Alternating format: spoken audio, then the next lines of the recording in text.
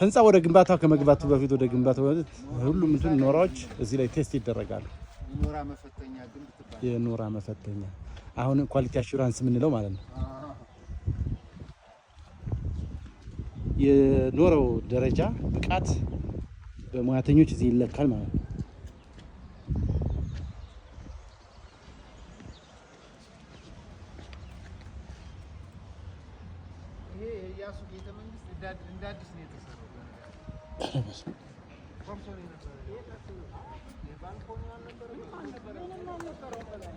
ክፍት ነው የነበረው።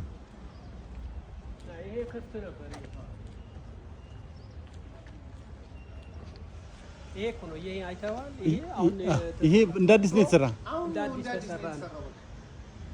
ይሄ ባልኮኒዎቹ፣ በሮቹ፣ መስኮቶቹ ይሄ ነው ሪከቨሪ ኢትዮጵያ።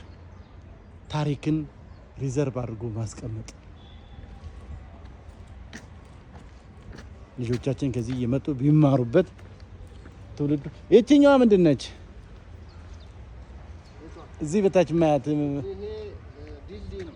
ኦኬ እዛን ስቶ ይመጣና ወደ ቤተክርስቲያን የሚወጡበት የነበረው አሁን በግንባታው በአዲሱ እንትን ይሰራል ማለት ነው። ሁሉም ነገር መሰረት እንደነበረ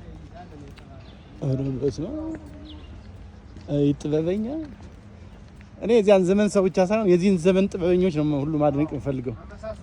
አመሳስለው እንዲህ አድርገው መስራታቸው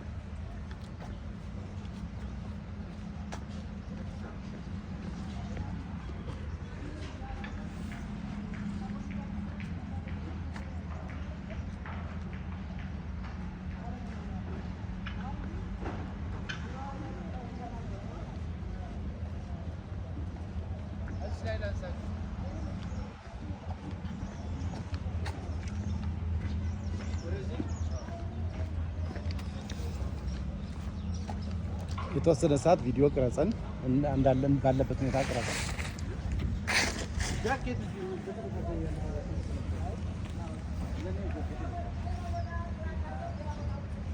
ኦን አድርጌዋለሁ። ቪዲዮ ነው እንደሆነ ይሄ እንግዲህ ከአጼ ፋሲል ቤተ መንግስት ከጀርባው ስናየው ይሄን ይመስላል።